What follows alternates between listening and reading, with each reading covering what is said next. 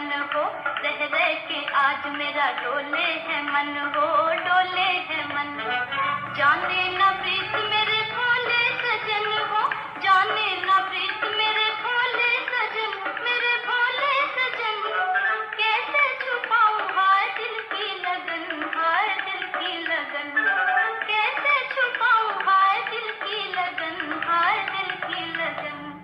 मौसम प्यारा ठंडी हवा, दिल मिल जाए वो जादू जगा। मुरली वाले मुरली बजा, सुन सुन मुरली को नाचे दिया।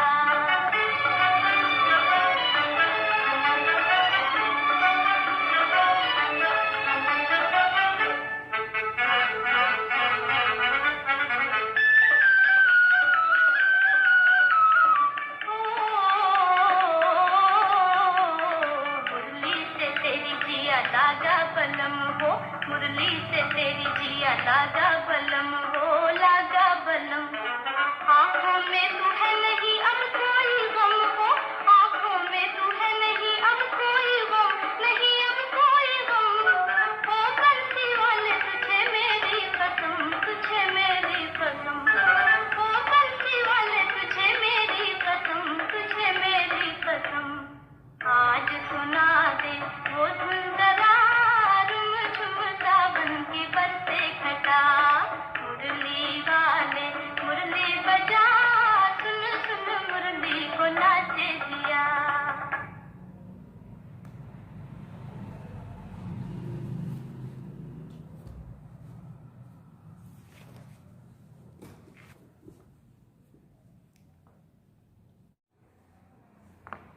ओम शांति। बाबा गुड मॉर्निंग। आज बाबा के 24 दिसंबर 2021 के महावाक्य हैं। बाबा ने सार में कहा, मीठे बच्चे, बाप तुम्हें स्मृति दिलाते हैं कि तुम पावन थे, फिर 84 जन्म लेते लेते पतित बने हो, अब फिर से पावन बनो।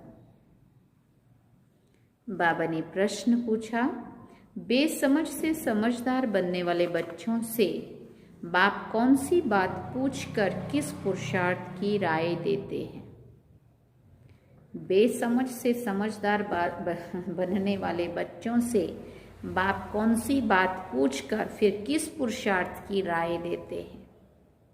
तो बाबा ने उत्तर में कहा, बच्चे, हमने तुमको कितना धन दिया था, तुम्हारे पास अनगिनत धन था, फिर तुमने इतना सब कहाँ गंवाया? तुम इतने इंसॉल्वेंट कैसे बने? भारत जो सोने की चिड़िया था वो ऐसा कैसे बन गया? अब बाप राय देते हैं, बच्चे, फिर से पुरुषार्थ कर राजयोग सीख कर तुम स्वर्ग का मालिक बनो। ओम शांति। बच्चे यहाँ किसको याद करते हैं? बाबा पूछ रहे हैं। हम यहाँ बैठ के किसको याद करते हैं? अपने बेहद के बाप को। बाबा ने पूछा, वो कहाँ है? उनको पुकारा जाता है ना, पतित पावन आओ। आजकल सन्यासी भी कहते हैं, पतित पावन सीताराम, अर्थात हम पतितों को पावन बनाने वाले आओ। ये तो बच्चे समझते हैं पावन नई दुनिया सतयुग को, पतित पुरानी दुनिया कलयुग को कहा जाता है। अभी तुम कहाँ बैठे हो? बाबा ने पूछा, अभी तुम कहाँ बैठे हो?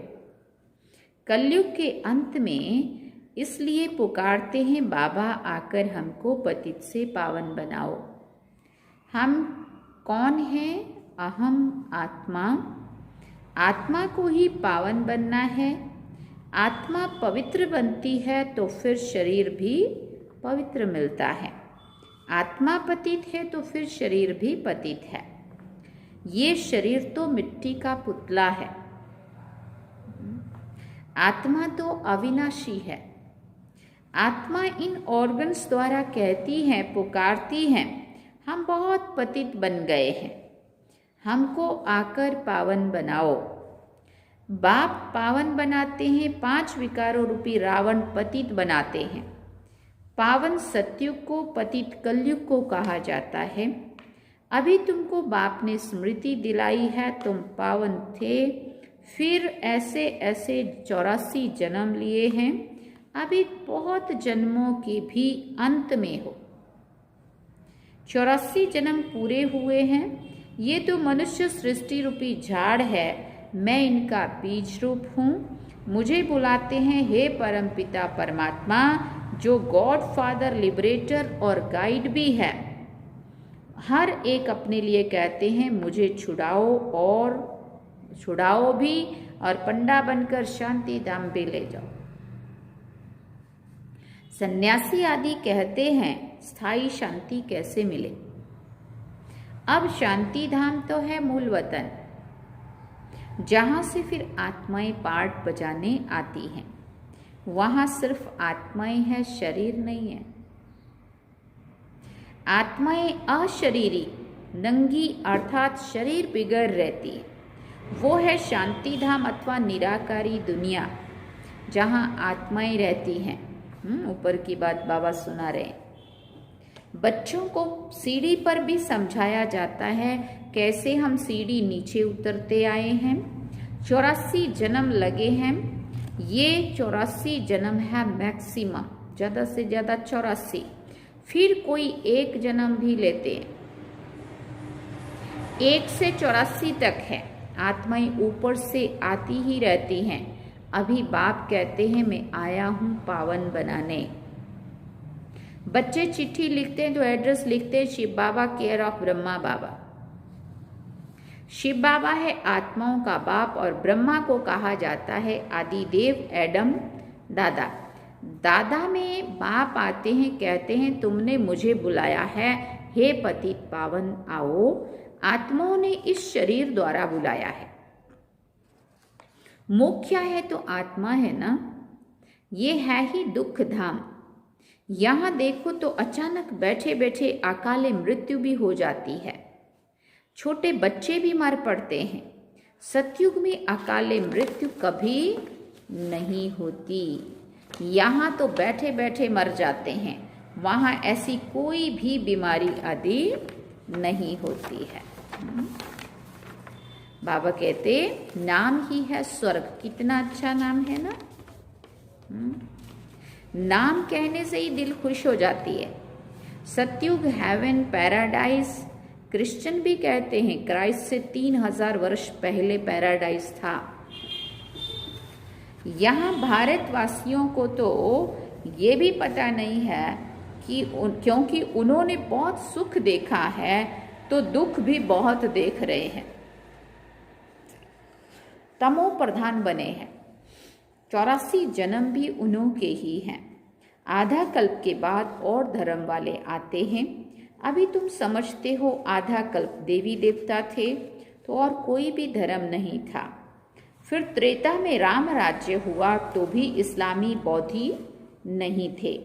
मनुष्य तो घोर अंधियारे में है। कह देते दुनिया की आयु लाखों वर्ष है। इसलिए मनुष्य समझते हैं कलयुग तो अभी छोटा बच्चा है। तुम अभी समझते हो कलयुग की आयु पूरी हुई है, फिर सतयुग आएगा। इसलिए तुम आए हो बाप से स्वर्ग का वर्षा लेने। तुम सब स्वर्गवासी थे। बाप आते ही हैं स्वर्ग स्थापन करने, बाकी सब शांति धाम घर चले जाते हैं। फिर यहाँ आकर पाठधारी बनते हैं। शरीर बिगड़ तो आत्मा बोल ना सके। वहाँ शरीर ना होने के कारण आत्मा शांत रहती है। उनको मूल वतन शांति धाम कहा जाता है। ये बातें शास्त्रों में है नहीं। शास्त्र तो मनुष्यों ने बनाए हैं। सतयुग में तो ये होते ही नहीं है। भक्ति ही नहीं करते, इसलिए शास्त्रों की भी दरकार नहीं रहती है। देवताएं भक्ति करते नहीं है, बाद में फिर देवताओं की भक्ति मनुष्य करते हैं। सतयुग त्रेता में कोई भक्ति नहीं होती है। द्वापर युग से जब वो देवताएं वाम मार्ग में चले जाते हैं तो देवताओं की भक्ति फिर मनुष्य करते हैं। वो है ही देवताओं की दुनिया और ये है मनुष्यों की दुनिया। देवताओं का राज्य था, अभी नहीं है। कोई को पता नहीं है कि वो कहाँ गए। देवताएं इन लक्ष्मी नारायण की डायनेस्टी थी। ये नॉलेज अभी तुमको मिली है और कोई मनुष्य में ये नॉलेज होती नहीं है। बाप ही आकर मनुष्यों को ये नॉलेज देते हैं जिससे मनुष्य देवता बन जाते हैं। तुम यहाँ आते ही हो मनुष्य से देवता बनने। देवताएं कभी अशुद्ध अन्न, खान पान, बीड़ी आदि नहीं पीते। वो है देवताएं, यहाँ है सभी मनुष्य। वो पावन और ये पतित। बाप बैठ आत्मा से बात करते हैं। आत्मा ही सुनती है इन ऑर्गन्स के द्वारा। शास्त्रों में ये बातें नहीं है। सतयुग में रावण होता ही नहीं है, दुख का नाम ही नहीं है। फिर धीरे धीरे दुख शुरू होता है, फिर तुम्हारे पास अथाह धन रहता है। भक्ति मार्ग में तुम मंदिर बनाते हो, पहले पहले होता है सोमनाथ का मंदिर। जानते हैं ना हम सभी उनकी यादगार।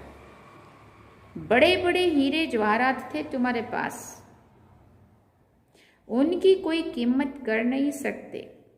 मुख्य है सोमनाथ का मंदिर, परंतु राजाएं तो सब अपना अपना मंदिर बनाते होंगे क्योंकि उन्हों को पूजा करनी होती है। हीरे के शिवलिंग बनाते थे पहले। पूजा पहले पहले होती है शिव की। सोमनाथ भी शिव को ही कहा जाता है। सोमनाथ अर्थात सोमरस पिलाने वाला। ज्ञान अमृत है ना, तो बाप बैठ समझाते हैं। बाप को ही ट्रुथ कहा जाता है। बाप कहते हैं मैं ही आकर भारत को सचखंड बनाता हूं। तुम सभी देव आत्माएं कैसे बन सकते हो वो भी तुमको सिखलाता हूं। शिव बाबा ब्रह्मा द्वारा कार्य कराते हैं। ब्रह्मा हो गया सांवरा, क्योंकि बहुत जन्मों के अंत का ये जन्म है ना, ये ही फिर गोरा बनेगा। बात शरीर की नहीं है। आत्मा जो सांवरी बन गई है, मैली बन गई है, उसी को फिर से गोरा बनना है। आत्मा को ही शुद्ध पावन बनना है। श्री कृष्ण का चित्र भी गोरा और सांवरा है ना। श्याम सुंदर की आरती कहते हैं ना। म्यूजियम में बड़े अच्छे अच्छे चित्र हैं जिस पर तुम अच्छी रीति समझा सकते हो। तुम जानते हो हम शांति धाम अपने घर जाते हैं, वहाँ के हम रहने वाले हैं, फिर यहाँ आकर पाठ बजाते हैं। बच्चों को पहले पहले तो ये निश्चय होना चाहिए कि ये कोई साधु संत आदि नहीं पढ़ाते हैं। ये तो सिंध का रहने वाला था, परंतु इनमें जो प्रवेश करके बोलते हैं वो है ज्ञान का सागर। उनको कोई नहीं जानते, उनको कोई नहीं जानते हैं। कहते भी हैं ओ गॉड फादर, परंतु उनका नाम रूप देश काल क्या है ये कोई नहीं जानते हैं। फिर कह देते हैं सर्वव्यापी है। फिर बाबा कहते अरे परमात्मा कहाँ है? तो कहेंगे वो तो घट घट के वासी हैं, वो तो सबके अंदर है। अब हरेक के घट घट में तो हरेक की आत्मा बैठी है। परमात्मा बाप को तो बुलाते हैं बाबा आकर हम पतितों को पावन बनाओ। तुम मुझे बुलाते हो ये धंधा ये सेवा कराने के लिए। हम छी छी को आकर शुद्ध बनाओ।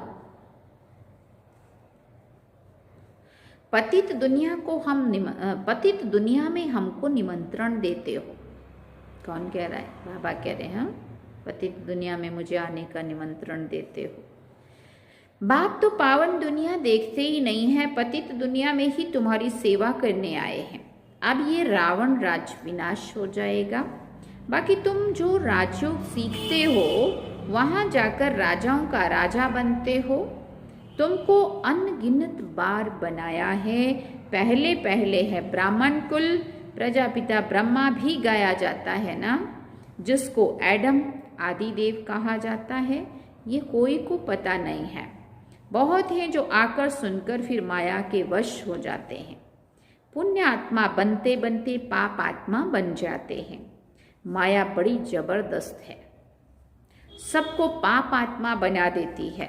यहाँ कोई भी पवित्र पुण्य आत्मा है ही नहीं।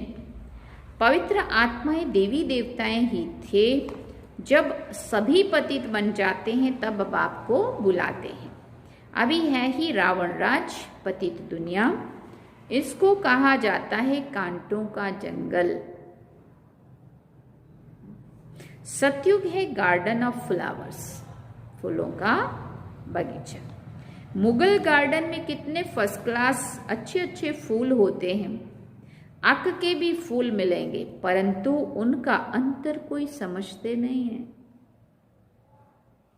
शिव के ऊपर अक का फूल क्यों चढ़ाते हैं ये भी बाप समझाते हैं। मैं जब पढ़ाता हूं तो उनमें से कोई फर्स्ट क्लास फूल है, कोई मोतिये का, कोई रतन ज्योत का, कोई अक का फूल भी है। नंबरवार तो है ना, जिसके जैसे जैसे गुण और अवगुणों के आधार पर बाबा कहते कोई ज्योत भी, रतन ज्योत भी है, और कोई फर्स्ट क्लास गुलाब के भी हैं, कोई रतन ज्योत भी हैं, कोई अक के भी हैं।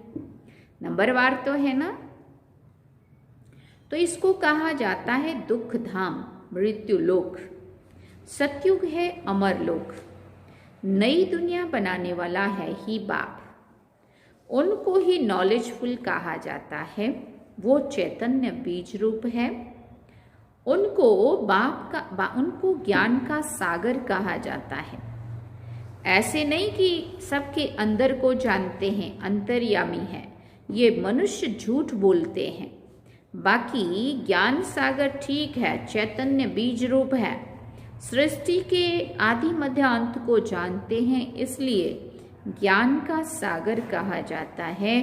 सृष्टि के आदि मध्य अंत का ज्ञान तुम बच्चों को अभी दे रहे हैं।